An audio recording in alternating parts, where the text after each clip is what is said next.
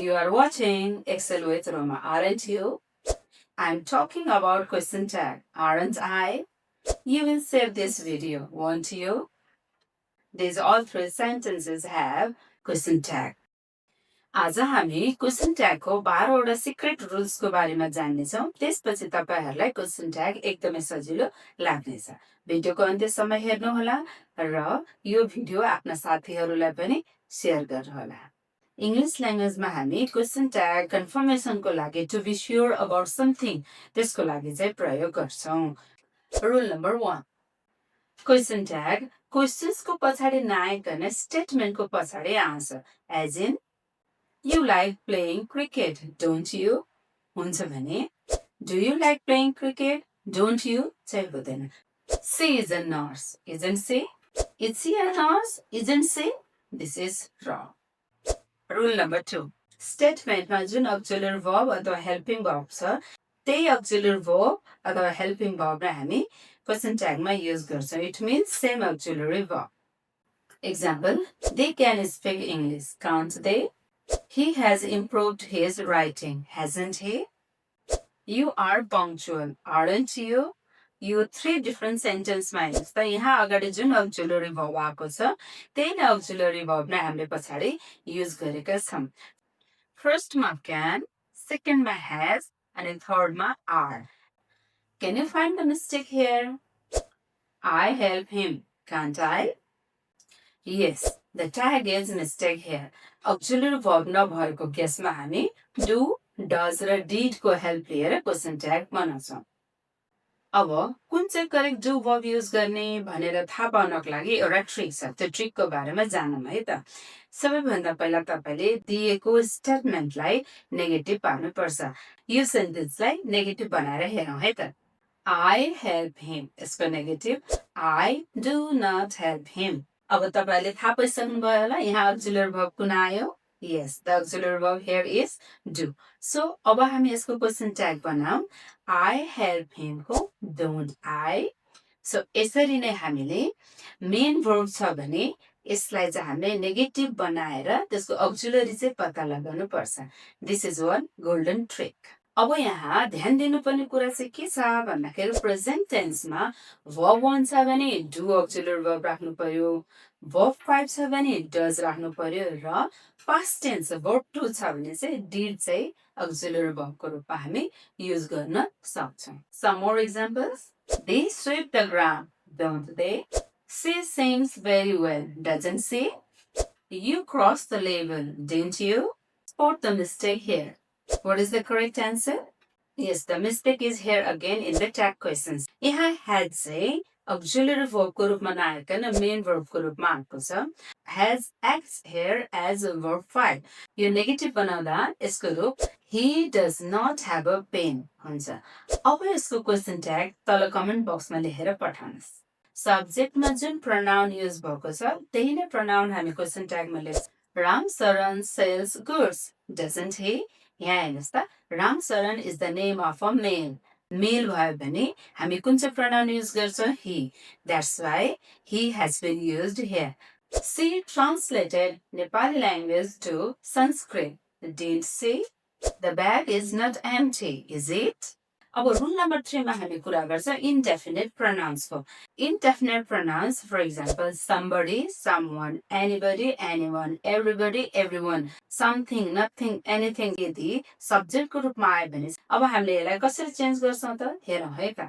Grammatically, all these indefinite pronouns are singular, but we don't know the gender. That's why he राख्ने कि she राख्ने confusion clear गर्नको लागि हामीले यहाँ neutral gender pronoun use गर्छौं and that is they.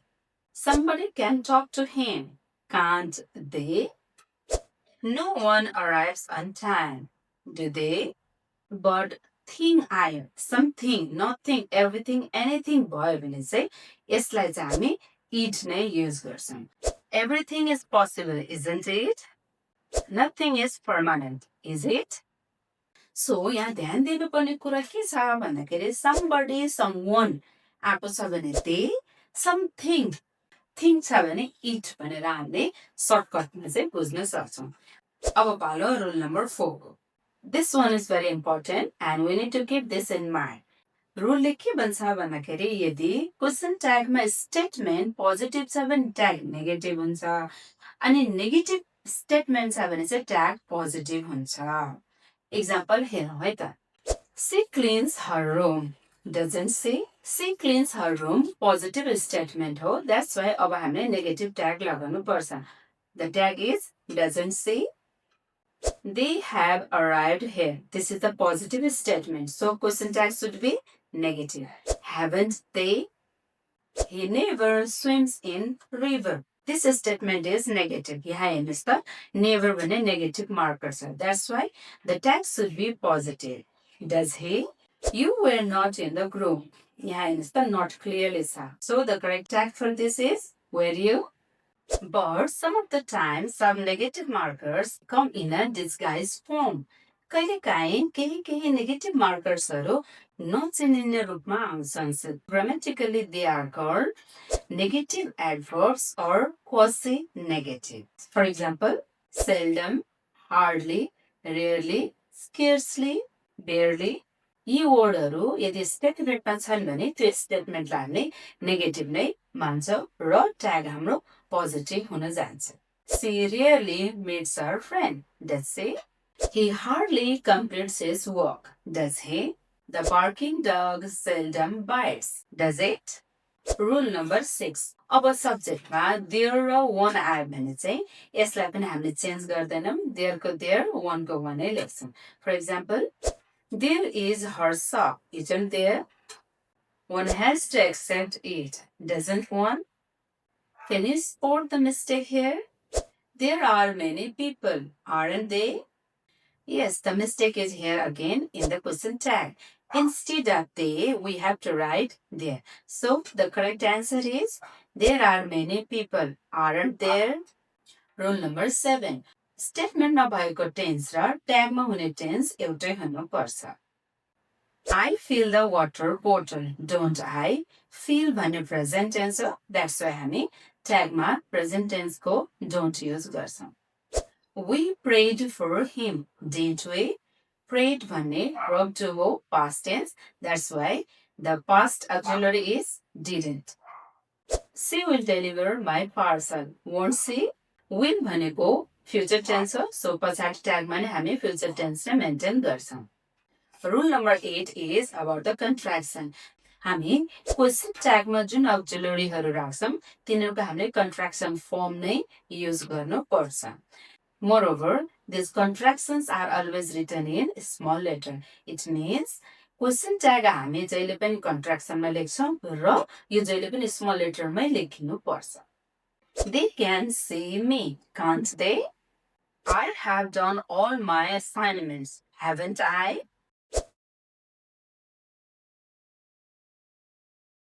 अब नम्बर 9 मा हामी contraction मा आउने एउटा exception case को बारेमा छलफल गर्नेछौं. I am ready. Aren't I? Do you find it odd? पहिला हामीले रुलमा के भनेको थियो भन्दा जुन auxiliary statement मा हुन्छ त्यही नै auxiliary question tag मा आउँछ भनेको थियौं. तर I am आको केसमा चाहिँ aren't I हुन्छ. But यो नेगेटिभ मा छ भने चाहिँ am I नै हुन्छ. हेर्नुस् त I am not interested in you, am I? Similarly, there are some contractions that you need to watch carefully. For example, will not, willn't हुँदैन, won't हुन्छ. Shall not, shalln't हुँदैन. यो चाहिँ shan't हुन्छ. अर्को ध्यान दिनुपर्ने contraction चाहिँ apostrophe D पछाडि rather र better आको केस. यदि apostrophe D पछि rather छ भने यो would भनेर चिन्नुस् र question tag मा wouldn't राख्नुस्. अनि apostrophe D पछि better छ भने यो apostrophe D had हो भनेर बुझ्नुस् र question tag मा had लेख्नुस्. For example, he would rather take rest. Rather भनेछ that's why यहाँ would भयो. The correct tag for this is wouldn't he? He would better take rest. Better आएपछि apostrophe D had हो. Correct tag for this is hadn't he. अब पालो double auxiliary आको बेलामा के गर्ने भन्ने बारे. यदि सेन्टेन्समा डबल auxiliary verb आको छ भने चाहिँ फर्स्ट auxiliary बाट नै question tag बनाउँछौं. For example, she will have received the award. यहाँ हेर्नुहोस् त दुईटा auxiliary छ एउटा will next one is have so rule अनुसार हामीले first auxiliary को help लिनुपर्छ and the right tag will be won't say we shall have been walking first auxiliary कुन छ shall so the correct tag for this is shan't we. Rule number 11 it is about imperative sentence. Imperative sentence मा ध्यान दिनुपर्ने कुरा के छ भन्दा imperative sentence are offers, suggestions, advice, request and invitations as well. कुनै पनि sentence offer हो कि invitations हो कि order हो कि or polite request हो कि भनेर हामी context को आधारमा छुट्याउन सक्छौं र त्यसको आधारमा different question tag हुन सक्छ. But the one sentence given in the exam cannot decide the context.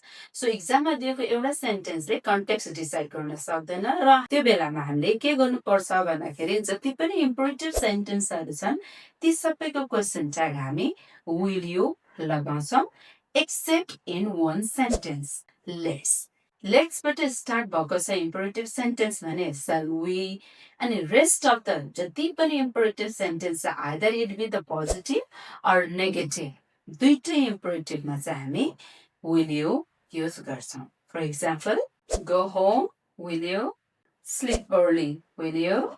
Open the window, will you? Let me open the window, will you?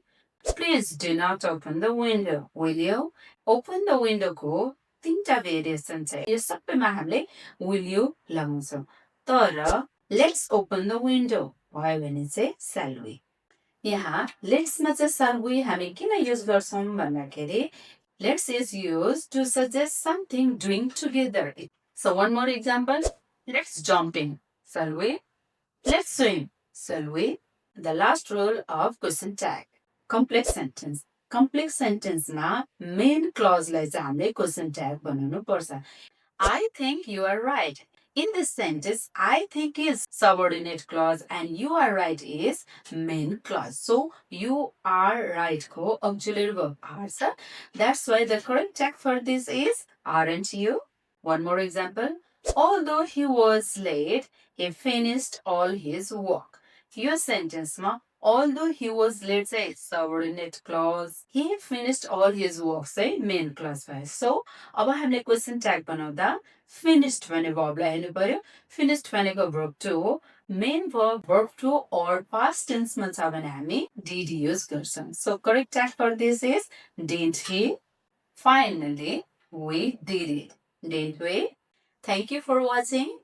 यदि तपाईं कुनै क्वेशन ट्यागमा कन्फ्युज हुनुहुन्छ भने please right the question in the comment section below. I will answer you personally.